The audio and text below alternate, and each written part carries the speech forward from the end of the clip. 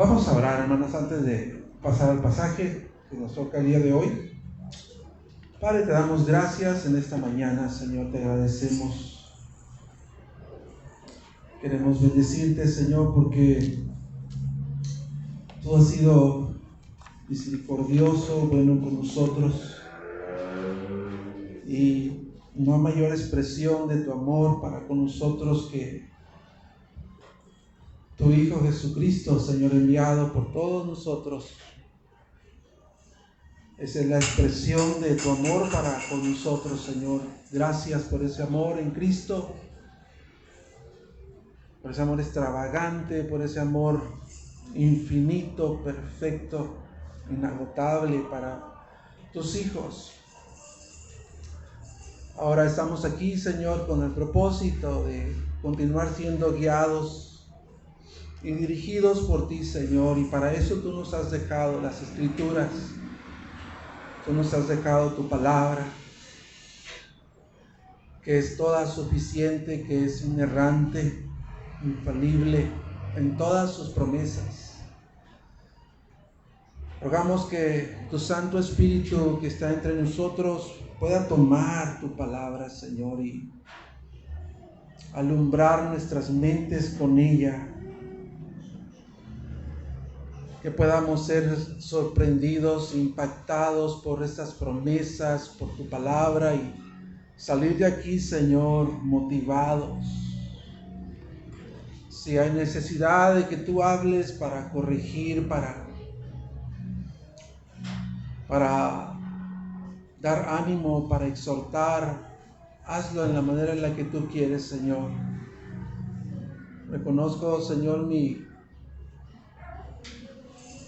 incapacidad, Señor, de poder predicar una palabra como la tuya, que es eterna, que es poderosa. Ayúdame, Señor, a ser claro, sencillo, comunicar tu palabra, Señor. Dame de tu gracia para hacerlo.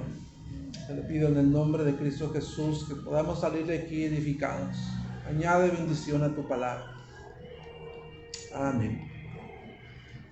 Bueno, hermanos, pues el Señor les bendiga de nuevo en esta preciosa mañana, ¿verdad? Nos da gusto tener visitas aquí. Siempre es alentador ver visitas, ¿verdad? Siempre es como un plus ver en un servicio de domingo a alguien que llega por primera vez. Y también ver los que son de casa, ¿no? Hoy no hay muchas sillas llenas porque pues no hay muchos niños, ¿no? Si vieran los niños que regularmente asisten aquí, te aseguro que no habría una silla más donde sentarse, ¿verdad? Pero pues agradecemos al Señor que podemos estar aquí. Y sin más preámbulos, vamos a entrar a la palabra de Dios. Te voy a invitar a que vayas a tu Biblia en Mateo capítulo 6, perdón. Vamos a darle continuidad, ya casi estamos a la antesala de terminar con esta serie de el Sermón del Monte. Para lo que hemos estado aquí, hemos ya predicado 20 y tantos sermones de este pasaje del Sermón del Monte, así que confiamos en el Señor que Él ha estado haciendo mucho con su palabra, aplicándola a nuestros corazones. La vez pasada, no sé cuántos recuerdan la temática de la semana pasada. La predicó nuestro hermano Pastor David. Habló acerca de no juzgar a los demás, ¿verdad?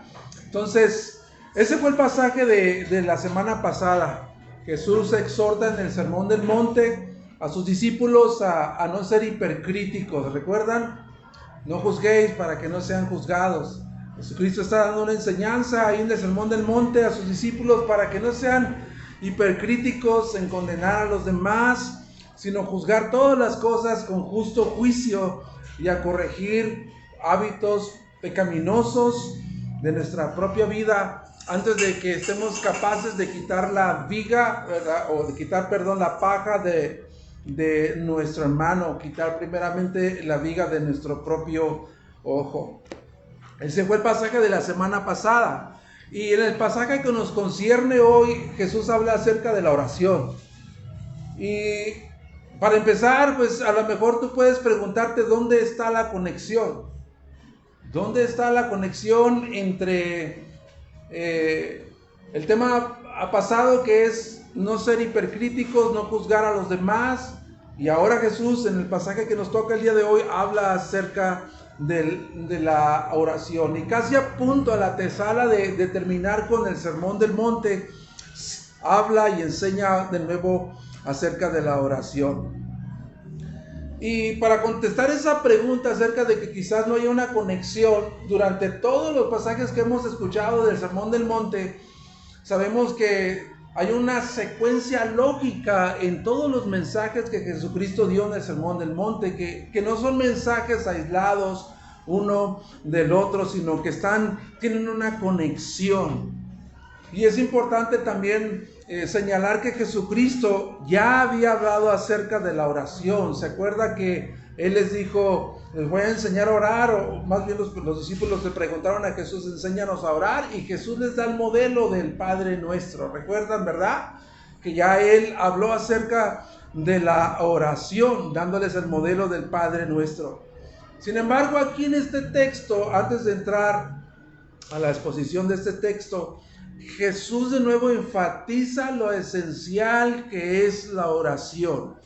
No solo para cubrir la demanda de no ser hipercríticos, de no juzgar a los demás, sino también para hacer conciencia que en el proceso, de desarrollar un carácter piadoso, y la conducta de los verdaderos ciudadanos del reino de Dios, es necesario continuar clamando a Dios para ser santificados. De hecho, todo el Sermón del Monte apunta hacia eso. El Sermón del Monte ha sido como un espejo para nosotros, ¿no? El Sermón del Monte ha sido como un espejo donde nosotros nos reflejamos a la luz de ese Sermón del Monte para ver si nosotros cubrimos esas demandas o esas exigencias de Cristo.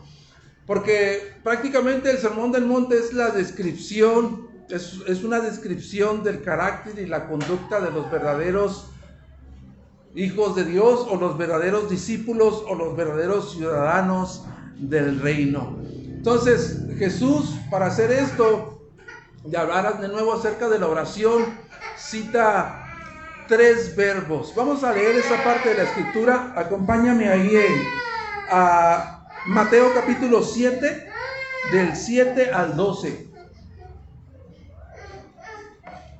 Si alguien no tiene una Biblia de las que estamos manejando, que es la Biblia de las Américas, nueva versión, aquí hay Biblias en la parte de enfrente, es en la página 987.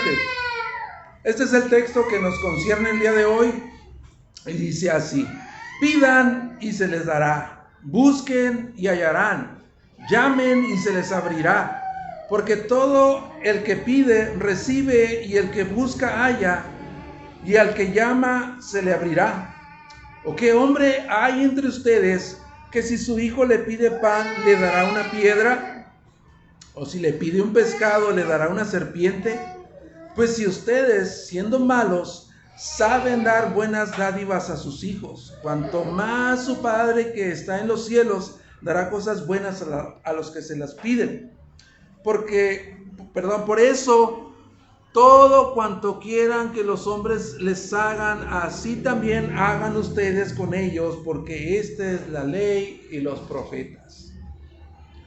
Entonces Jesús habla acerca de nuevo hace un énfasis de nuevo acerca de la oración que debe de ser persistente en la vida de los discípulos. Y Él toma 3 verbos que de alguna manera comunican un sentido de urgencia o de intensidad a la hora de orar. Él dijo: pidan, busquen y llamen. Prácticamente ese es el tema de hoy. Pidan, busquen y llamen. Y es importante señalar que estos son mandamientos con promesa. Son mandamientos con promesa, y estos verbos están en forma imperativa presente. Quiere decir que es una acción continua que nosotros tenemos que hacer todos los días.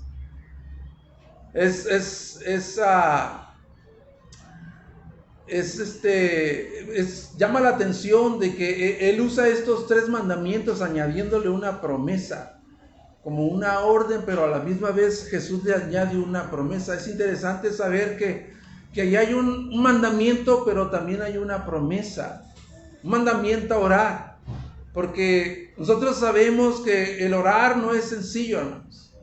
El orar no es sencillo para nosotros. Para nosotros es más fácil quizás leer un libro, escuchar a alguien predicar en YouTube. No es fácil orar, es una disciplina espiritual. Por eso Jesús habla y dice esta trillada de mandamientos, pero también le añade la promesa de que todas las necesidades y todas las peticiones que busquemos nosotros, que llamemos, que toquemos al Señor, serán o recibirán respuesta de parte de Dios. Habiendo dicho esta pequeña introducción, vamos a ver esta trillada de mandamientos y promesas. La primera es, dame la siguiente, Juanito, por favor. Esta trillada de mandamientos con promesa. La primera, Jesús les dijo: les ordeno que se mantengan pidiendo. Jesús les da una orden a sus discípulos, y les dice: les ordeno que se mantengan pidiendo. Eso es lo primero que Él exige de sus discípulos: orar, clamar, buscar a Dios en oración. Y el pedir aquí, hermanos, el pedir aquí en este pasaje implica humildad, implica un reconocimiento, una conciencia de necesidad. Yo voy a pedir porque tengo conciencia de que necesito. Implica humildad. Para pedir implica humildad. Implica una conciencia de que estoy necesitado. Un ejemplo, es como un mendigo. Es como un mendigo que no tiene ningún recurso para sí mismo, y lo que tiene que hacer es extender su mano para que alguien le pueda dar una limosna y suplir sus necesidades. Es de esta manera que estaba el Señor refiriéndose aquí al pedir, con una implicación de humildad, con una conciencia de necesidad. Es como quizás a lo mejor alguien que perdió su trabajo, ¿verdad? Ya tiene tiempo sin encontrar trabajo y que ya quebró el cochinito, sacó todos sus ahorros, ya se acabó sus ahorros, sus objetos de valor, ya los vendió, quizás a lo mejor ya fue al Monte de Piedad, ya los empeñó, y lo único que le quede ya para subsistir es pedir, porque está necesitado. Pedir aquí entonces, hermanos, pedir aquí entonces en oración es reconocer nuestra condición de bancarrota moral. Es reconocer nuestra condición de que no tenemos ningún recurso para crecer espiritualmente. Está hablando de pobreza espiritual. No tanto de pobreza, ¿verdad?, económica, sino de una pobreza espiritual. Una condición de bancarrota. Una condición en la que nosotros no tenemos ningún recurso para ser creyentes, compasivos, humildes, pobres en espíritu. Y le rogamos a Dios que Él nos conceda esas peticiones. De esa manera hay que pedir, dice Jesucristo. Y con esto inició Jesucristo el Sermón del Monte en Mateo 5:3, con la primera bienaventuranza. Bienaventurados los pobres, dice, en espíritu. Bienaventurados los pobres en espíritu, pues de ellos es el reino de los cielos. Y no hay mayor ejemplo que ver la parábola del fariseo y el publicano. ¿Recuerdan esa parábola? ¿Cuántos conocen esa parábola? ¿Se acuerdan de ella? Bueno, si tú no la has leído, lo voy a leer rápidamente, muy rápido. 18 de Lucas 9 al 14 dice de la siguiente manera: dijo también Jesús esta parábola a unos que confiaban en sí mismos como justos y despreciaban a los demás. 2 hombres subieron al templo a orar, uno era fariseo y el otro era recaudador de impuestos, El fariseo puesto en pie oraba para sí de esta manera: Dios, te doy gracias porque no soy como los demás hombres, estafadores, injustos, adúlteros, ni aun como ese recaudador de impuestos. Yo ayuno 2 veces por semana, doy mi diezmo de todo lo que gano. Pero el recaudador de impuestos, de pie y a cierta distancia, no quería ni siquiera alzar los ojos al cielo, sino que se golpeaba el pecho diciendo: Dios, ten piedad de mí, pecador. Les digo que este descendió a su casa justificado, pero aquel no, porque todo el que se engrandece será humillado, pero el que se humilla será engrandecido, exaltado. Este es un ejemplo supremo de lo que Jesús quiere comunicar, pidiendo en oración como un mendigo que no tiene nada que ofrecerle a Dios, que está en bancarrota moral y que necesita la respuesta de parte de Dios a su petición. El fariseo, si se dieron cuenta en esta parábola, el fariseo no le pidió nada a Dios, ¿verdad? Él no le pidió nada a Dios, más bien estaba parado ahí en el templo y le estaba diciendo a Dios cuán bueno él era. Dios, yo soy tan bueno. Y le empezó a decir todo lo bueno que él era. Dice que ese descendió a su casa, ¿verdad? Igual en sus pecados. Pero aquel hombre que solamente le dijo una sola petición al Señor, le dijo: ten piedad de mí que soy pecador. Descendió justificado a su casa. Pedir de esta manera, hermanos, pedir de esta manera en oración, reconociendo nuestra condición pecadora, nuestra necesidad de la gracia de Dios, Jesús garantiza, te da la promesa de que recibirás la provisión espiritual que tú y yo necesitamos y pedimos de esa manera. Lo segundo que Jesús le dice a sus discípulos, les ordena a sus discípulos es: les ordeno que se mantengan buscando. Este es, como dijimos al inicio, es como otro verbo, ¿verdad?, que añade intensidad o urgencia a la hora de orar. No sé cuántos recuerdan aquí la historia de Jacob. ¿Cuántos recuerdan la historia de Jacob? Hay una historia interesante con Jacob. Sobre todo en el capítulo 32. Nosotros sabemos que Jacob fue un usurpador que engañó 2 veces a su hermano Esaú. Salió corriendo de ahí porque si no le iba a dar mate Esaú. Salió, Dios lo prosperó de una manera sorprendente y Dios se le manifiesta a Jacob y le dice: mira, regresa a tu tierra y a tu parentela, porque ciertamente te voy a bendecir ahí. De tal manera, dice, que haré tu descendencia como la arena del mar, si es que se puede contar. Regrésate a los tuyos. Entonces Jacob recuerda inmediatamente todo lo que le hizo a Esaú. Y tenía miedo, tenía temor de su hermano. Y lo primero que le dijo al Señor: líbrame de la mano de Esaú. Sí, voy a volver, pero líbrame de la mano de mi hermano porque me va a dar crán. Entonces él idea un plan y dice que regresó con todo lo que él tenía, ¿verdad? E hizo grupos pequeños y los mandó delante de él. Y cada uno de esos grupos llevaba regalos para dárselos a Esaú cuando preguntara: ¿y ustedes quiénes son? No, nosotros somos siervos de Jacob y estos regalos son para ti. Y mandó así grupos separados con el propósito de que con esos regalos pues se apaciguara un poquito la ira de Esaú contra de su hermano. Pero justo una noche antes de que Jacob se encontrara con Esaú, él estuvo peleando con el ángel del Señor. ¿Cuándo se acuerdan de eso? En el capítulo 32. Él estuvo luchando con el ángel del Señor y estuvo luchando toda la noche hasta que casi se asomaba el sol en el alba y el ángel le dijo: suéltame ya.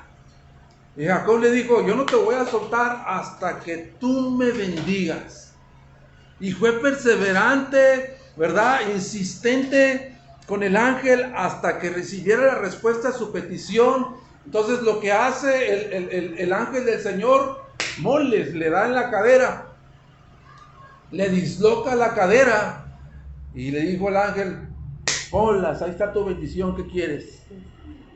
¿Eso querías? Ahí está tu bendición. Y después dice que este ángel le cambió el nombre, ya no se llamaba usurpador Jacob, sino uno que lucha con Dios y que ha vencido. Uno que lucha con Dios y ha vencido. Terminó entonces la lucha con su cadera dislocada y aquel Jacob antiguo que había dependido completamente toda su vida de su ingenio, de su audacia, ya no era el mismo Jacob. Ahora todos sus pasos en el futuro le iban a recordar que era dependiente completamente de la gracia de Dios. Es más, Oseas 12:4 también habla de ese evento y dice que Jacob luchó con el ángel y prevaleció pidiendo ayuda, rogando con lágrimas y súplica. De esta manera es como tenemos que tomar el ejemplo nosotros para buscar a Dios y decirle a Dios, Señor, necesito que tú me bendigas. Necesito que tú bendigas mi vida. Orar intensamente buscando el trono de Dios para recibir la gracia y el socorro oportuno que nosotros necesitamos. Porque como Jacob, igual que Jacob, hermanos, todos nosotros enfrentamos situaciones diversas, dificultades, todos nosotros. En ocasiones somos abrumados por diversas pruebas, situaciones desgastantes, y en esos momentos, quizás cuando buscamos a Dios con intensidad en oración, derramamos lágrimas delante de Dios por la aflicción que estamos pasando. Y es allí donde nos aferramos a las promesas de Dios, como Jacob se aferró al ángel y le dijo, no me vas a soltar hasta que tú me bendigas. De esa manera nosotros tenemos que aferrarnos a las promesas de Dios y decirle a Dios, Señor, ayúdame, necesito tu socorro, necesito tu auxilio. Permite que todo esto que estoy pasando, concédeme verlo como una bendición. Concédeme ver todo lo que estoy enfrentando como una bendición en las que puedas hacerme a mí una persona más manso y más humilde. En la que tú me puedas hacer un cristiano más piadoso y compasivo, más empático con los necesitados, más parecido a Cristo. Y si nosotros hacemos referencia al Sermón del Monte, prácticamente esa es toda la temática del Sermón del Monte. Jesucristo está haciendo una descripción en el Sermón del Monte del carácter y la conducta piadosa de los verdaderos ciudadanos del reino. Y nosotros debemos, cuando pasamos situaciones de ese tipo, tomar el ejemplo de Jacob y decirle a Dios, Señor, yo me agarro de tus promesas. Me agarro de tus promesas. Confío en tus promesas. Estoy necesitado. Y Dios puede enviar la provisión que necesitamos para ser cambiados y ser más parecidos a Cristo. ¿Qué le dijo después? El tercer verbo que él usa, les ordena a sus discípulos a que se mantengan llamando. Manténganse llamando.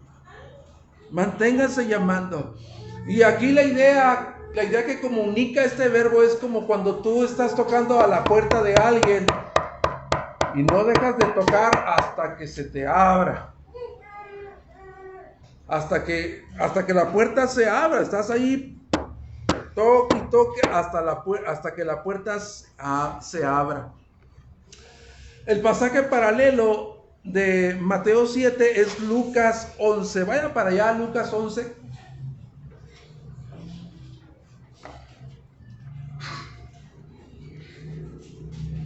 Y fíjate lo que dice Lucas 11, 5 al 9. Dice, también les dijo, supongamos que uno de ustedes tiene un amigo y va a él a medianoche y le dice, amigo, préstame 3 panes, porque un amigo mío ha llegado de viaje a mi casa y no tengo nada que ofrecerle. Y aquel respondió desde adentro, le dice, no me molestes, la puerta ya está cerrada y mis hijos y yo estamos acostados, no puedo levantarme para darte nada. Les digo que aunque no se levante a darle algo por ser su amigo, no obstante, por su oportunidad se levantará y le dará cuanto necesite. Así que yo les digo, pidan y se les dará, busquen y hallarán, llamen y se les abrirá, porque todo aquel que pide recibe y el que busca halla y el que llama se le abrirá. Este hombre que era un camarada, un amigo del que estaba en su casa durmiendo plácidamente con sus hijos, fue inoportuno.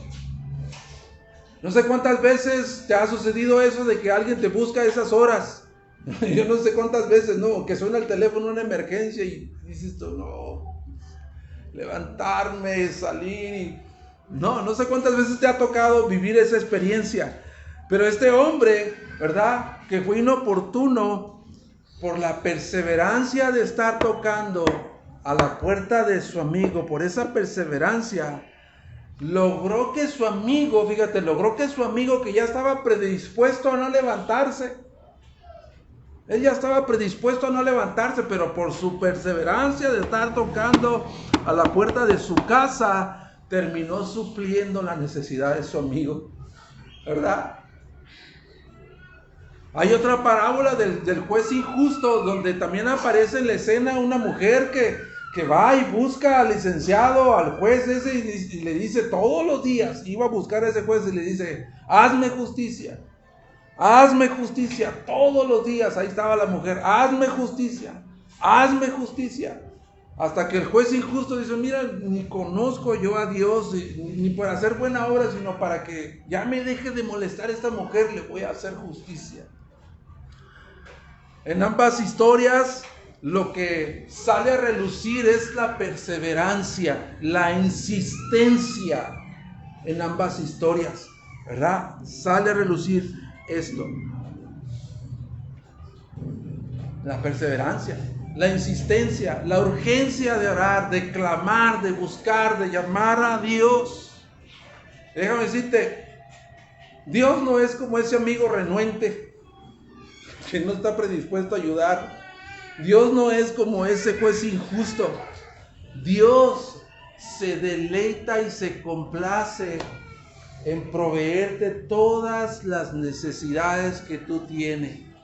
Él se deleita y se complace en responder generosamente a todas tus necesidades.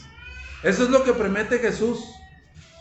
Jesús promete que si perseveramos, les ordeno que perseveren, les ordeno que estén perseverando en buscar, les ordeno que estén perseverando en buscar, en llamar, y tengan por seguro que Dios les dará todos los recursos divinos que ustedes necesitan para ser verdaderamente ciudadanos del reino, verdaderamente discípulos de Jesucristo. Habiendo dicho eso me llega a mi segundo punto. El segundo punto dice que el Padre Celestial proveerá todos los recursos para los ciudadanos del reino. Dame la siguiente, Juan, por favor. El Padre Celestial proveerá todos los recursos divinos para los ciudadanos del reino. Regresa otra vez a Mateo capítulo 7.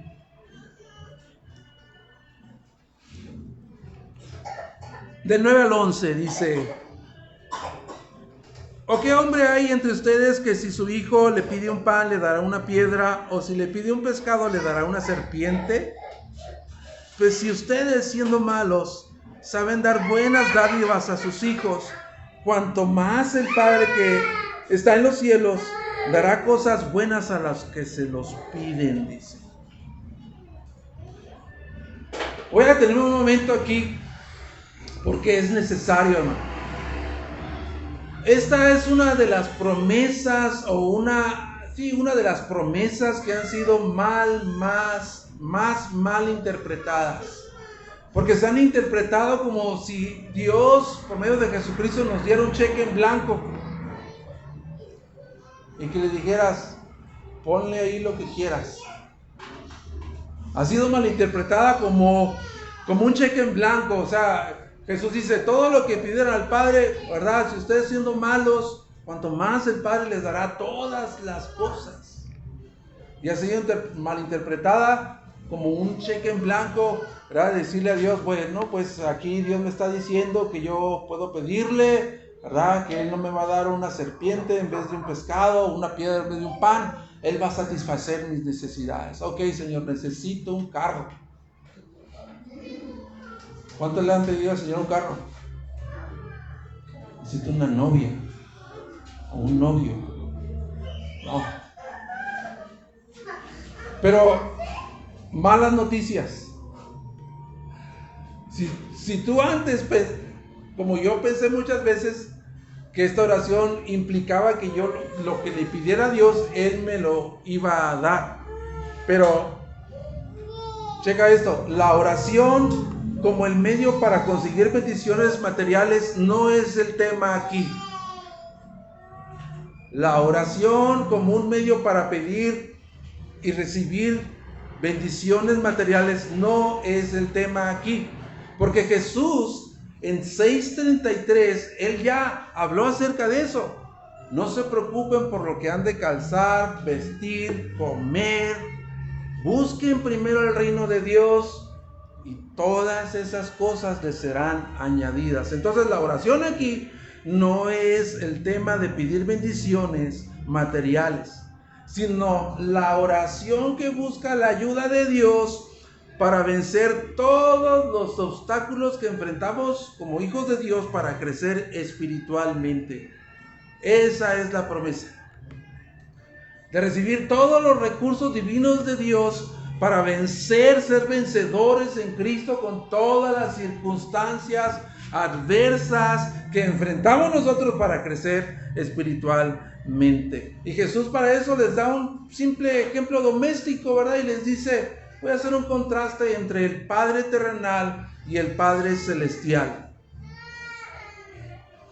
Voy a hacer un contraste nada más para que sepan que quién es su Padre celestial. Y les dice, cuando un Padre terrenal, cuando un hijo de Él le pide satisfacer una necesidad de alimento, su papá terrenal, que es malo, dice, así dice, que es malo, que es pecador, que es egoísta por naturaleza, está dispuesto a sacrificarse para darle a su hijo lo que él necesita, entre comillas, cosas buenas a sus hijos. Cosas buenas a sus hijos. Entonces Jesús dice, pues cuanto más el Padre Celestial le dará cosas buenas a aquellos que se las pidan. Entonces, hermanos, eso es asombroso para nosotros. Todos los recursos divinos de Dios, del Padre Celestial, están al alcance tuya y al alcance mío si pedimos conforme a su voluntad. Esa es la gran diferencia. Esa es la gran diferencia. Juan dice, ¿verdad? Y sabemos que, ¿cómo dice? Sabemos que si pedimos conforme a su voluntad, Él nos oye. Y si sabemos que Él nos oye, sabemos que tenemos las peticiones que Él nos ha dado, dice. Entonces, la oración aquí no es la oración de dame un carro, dame una casa, dame aquello. Esa no es la oración. Esa no es la oración de la que está hablando aquí el Señor Jesucristo. Porque Santiago dice que Dios no está dispuesto a satisfacer, Dios no está dispuesto a satisfacer caprichos, ¿no? O solicitudes que nacieron de nuestro egoísmo, porque Él dice, ustedes piden, sí piden, pero piden mal, dice. Piden mal para gastar en sus propios placeres, dice Santiago. Entonces, Dios está comprometido, checa esto, Dios está comprometido exclusivamente con sus hijos, con los discípulos de Cristo. Está comprometido en darles exclusivamente cosas buenas. Nada más. Cosas buenas. El Padre dará cosas buenas a quien se lo pida. Ahora, detengámonos un momento ahí y hagámonos la siguiente pregunta. Hagamos la siguiente pregunta. ¿Cómo interpretar el silencio de Dios cuando nosotros vamos en oración y hay una necesidad legítima y vamos a Dios y Dios guarda silencio? ¿Cómo interpretar eso, hermanos? ¿Cómo lo interpretamos? Pues simplemente igual como un padre terrenal, muchas veces nuestros hijos nos piden cosas que no van a ser para su beneficio. Estoy seguro que ni David, ni Heidi, ni nuestros hermanos, ni Adolfo, ni todos que somos padres aquí, le vamos a dar algo que dañe a nuestros hijos. ¿Es correcto? No, nunca le vamos a dar algo así. Entonces, Dios está comprometido únicamente en dar cosas buenas a sus hijos. Pero ¿cómo interpreto entonces cuando hay una legítima necesidad y Dios no responde? Bueno, pues en ocasiones Dios te va a decir que no. Así de sencillo, ¿no? Así como tú le dices, papi, cómprame esto, mira que el otro y que aquello, y tú sabes que eso no le va a beneficiar a su hijo, le dices, no. Se acabó. Igual Dios. Porque hay momentos en el que Dios te va a contestar que no, porque es necesario que pases, ¿verdad? Porque es necesario que pases por enfermedad, que pases por problemas económicos, que pases por problemas personales, por problemas laborales, y Dios va a contestar no. ¿Por qué? Solamente Él sabe que es infinitamente sabio, no corresponde, no contesta. Y viendo mi propia vida pasada, hermanos, yo he pedido como todos ustedes. Yo le he pedido a Dios como todos ustedes lo han hecho. Yo le he pedido a Dios infinidad de veces como todos ustedes lo han hecho. En momentos de mi vida pasada yo le he pedido a Dios ciertas cosas que yo creo que eran las mejores para mi vida en ese entonces. Yo le he pedido a Dios, ¿verdad? Creyendo que en ese momento cosas que deseaba eran lo mejor para mí. Pero ahora le doy gracias a Dios que Él no contestó todas mis peticiones. Te voy a decir por qué. Porque si Él lo hubiera hecho, yo no estuviera aquí, hermano. Yo no estuviera aquí. Me habría desviado. Quizás me habría desviado como muchos se han desviado. Empieza a haber bendición, ¿verdad? Empieza a haber vida bendecida y de repente las cosas de Dios pasan a segundo plano. Mucho cuidado con eso, porque tenemos que ser sabios de entender de dónde viene la bendición, de dónde viene la provisión. Entonces,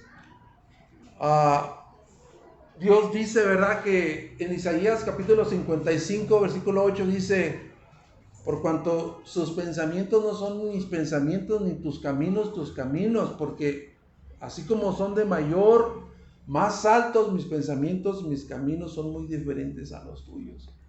Entonces Dios sabe por qué contesta no, en una necesidad legítima, porque es necesario, quizás Dios está pasándote por un proceso. Terminando, Él habla, después de haberles dicho estas promesas, y habla acerca de que todos los recursos están disponibles para los verdaderos discípulos del reino o ciudadanos del reino. Ya casi al final de terminar este sermón del monte, les lanza este versículo que es conocido como la regla de oro. Versículo 12. Por eso, todo cuanto quieran que los hombres les hagan, así también hagan ustedes con ellos, porque esta es la ley y los profetas. De nuevo, la regla de oro es como un espejo, hermano. Así como cuando tú te levantas en la mañana, ¿verdad? Entras al baño, te lavas tu boca, te lavas tu cara y te miras al espejo. El sermón del monte y su conclusión, que es la regla de oro, es como un espejo donde nosotros nos vemos. Es como un espejo donde se revela el carácter y la conducta de los verdaderos discípulos del Señor. Y es cuando yo digo, de nuevo, híjole, estoy muy lejos, Señor. Estoy a kilómetros de distancia de cumplir la regla de oro. No puedo, no soy capaz de hacer eso, Señor. Y es interesante que Jesús habló acerca de que Dios cumplió la regla de oro con nosotros, porque Él nos trató como, ¿verdad? Como Él se hubiera gustado que la trataran. En Jesucristo Él cumplió la regla de oro en nosotros, nos trató, ¿verdad? Como no merecemos ser tratados.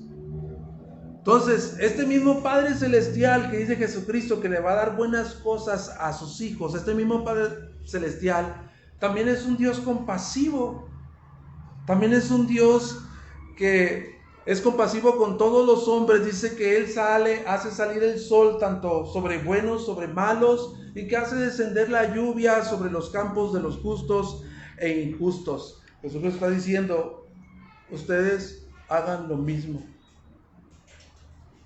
Ustedes imiten a Dios, obedezcan la regla de oro. Hagan a las personas todas estas cosas buenas que ustedes mismos desean que les hagan. Pregunta, ¿quién de allá afuera, quien quiera que sea, no le gusta que le hagan buenas cosas? Todos en su sano juicio quieren recibir buenas cosas, beneficios, todos, ¿verdad? A menos que no esté bien de sus facultades, no quiera recibir un bien, pero todos desean recibir buenas cosas. Él dice, así que todo lo que los hombres quieren que les hagan lo mismo ustedes con ellos. Y es necesario decir que Jesús no está diciendo aquí, espérate a que alguien te haga un bien. Él no está diciendo eso, ¿eh? Él está diciendo, no esperes a que alguien te haga un bien para responderle con otro bien. Él dice, mis discípulos, los ciudadanos del reino, tienen que tomar la iniciativa y hacer el bien, todas las cosas buenas a las personas, e inclusive amar a sus enemigos y orar por quienes los persiguen. Imagínate, hermano, ¿quién es capaz aquí de hacer eso? ¿Quién es capaz de hacer aquí eso? Pero Jesús está tratando de comunicar que todo lo que dijo en el Sermón del Monte, ¿verdad? Todas esas exigencias que dice, ¿verdad? En el Sermón del Monte lo está terminando con la regla de oro. Porque dice, hagan todas las cosas que ustedes desean que les hagan las personas, háganselas a ellos. Porque ahí ustedes están siendo pacificadores, ahí ustedes están siendo sal y luz del mundo, ahí ustedes están siendo perfectos como el Padre que está en los cielos es perfecto. ¿Te acuerdas que Él dijo también en el mismo Sermón del Monte que dijo, ¿qué hay de bueno si tú le haces un bien a quien te hace un bien? Los gentiles hacen lo mismo, dice.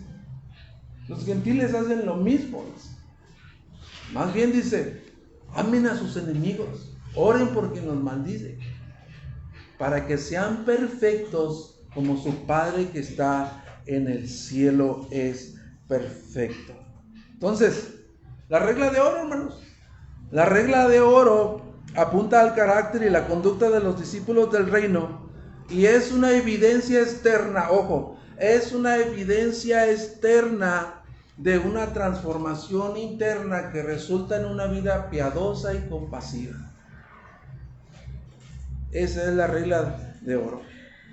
Todos los mandamientos que Jesús citó en el Sermón del Monte, todos los mandamientos que Él citó en el Sermón del Monte, no adulterarás, no matarás, no codiciarás, no hurtarás, no dirás falso testimonio, no codiciarás a la mujer de tu prójimo. Todo eso se resume en esto: amarás a tu prójimo como a ti mismo. Y vuelvo a decir, ¿quién es capaz de hacer eso, hermanos? Nadie. Nadie en su humanidad caída ni en sus fuerzas de voluntad puede cumplir esa demanda. Nadie. ¿Qué es necesario hacer? ¿Qué es necesario hacer para cumplir esa demanda de Cristo? Es necesario nacer de nuevo. Es necesario saber de nuevo, nacer de nuevo, perdón. Necesitamos un nuevo corazón. Necesitamos una manera nueva de pensar.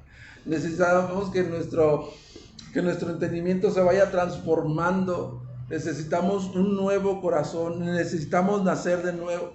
Y volviendo de nuevo al pasaje, ¿verdad?, paralelo, que es Lucas 11. Checa cómo dice acá. Pues si ustedes, en el versículo 13, pues si ustedes, siendo malos, saben dar buenas dádivas a sus hijos, cuanto más su Padre Celestial dará el Espíritu Santo a quienes se lo pidan.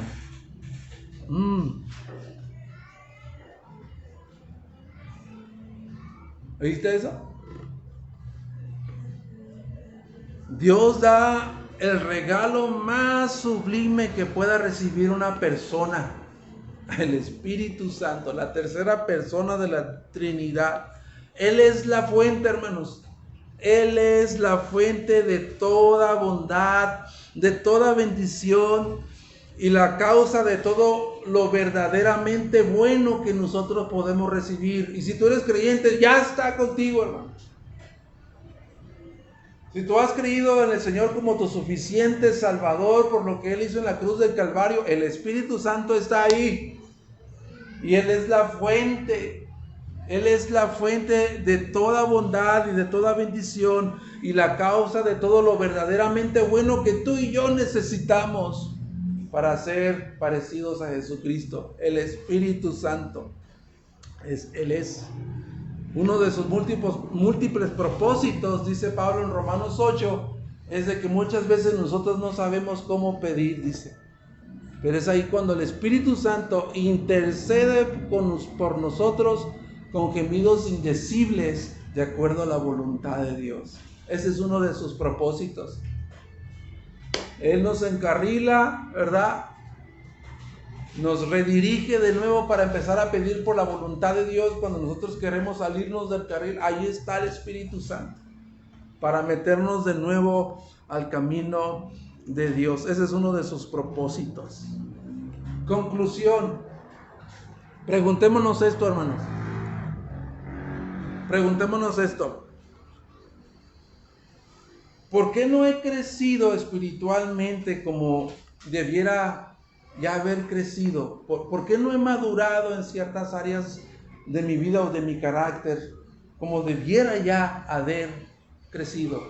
¿Tienes la respuesta ya? Según lo que acabamos de exponer.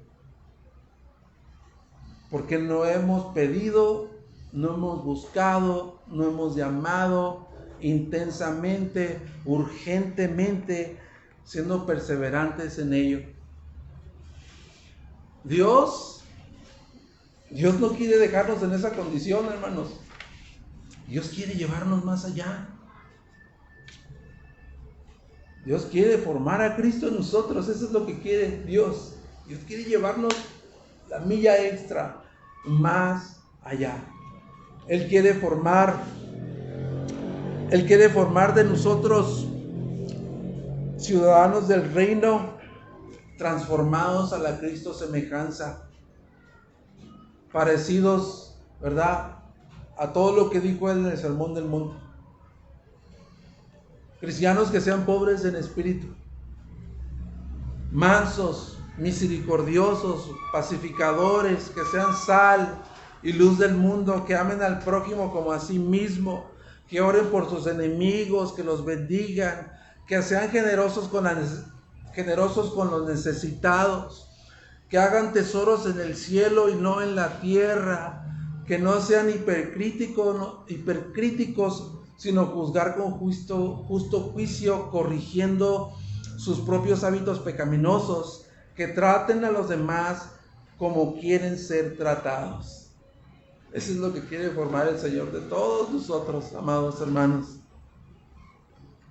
Y de nuevo, una persona no nacida no puede vivir de esta manera. Una persona que no ha nacido de nuevo no puede amar a las personas de esta manera. Necesita ser salvo, nacer de nuevo, porque está muerto en sus delitos y en sus pecados, porque es una persona narcisista, se ama, se idolatra a sí mismo, no a los demás. Pero los verdaderos discípulos, los verdaderos hijos de Dios, perseveran pidiendo, buscando, llamando en oración al trono de la gracia. Y Jesús dice: bienaventurados los que tienen hambre y sed de justicia, porque ellos serán saciados. Desde el trono de la gracia, el Padre Celestial, desde allí, hermanos, toda buena dádiva desciende de lo alto. Desde el trono de la gracia, el Padre Celestial generosamente va a abrir su mano para suplir todas tus necesidades, todas esas buenas cosas que necesitamos como hijos de Dios. ¿Por qué no meditamos un momento en lo que acabamos de predicar, en este mensaje? Si tú quieres ahí en tu lugar mantenerte sentado y reflexionar un momento y buscar a Dios en silencio, en oración, tú y Dios. Si quieres ponerte de pie, lo puedes hacer, pero queremos cantar un canto para terminar con esta predicación y orar y pedirle a Dios que Él continúe ayudándonos a nosotros a crecer en la Cristo semejanza, y que Él ponga en nosotros ese sentido de urgencia, de intensidad para clamar y buscarle. Puedes permanecer en tu lugar.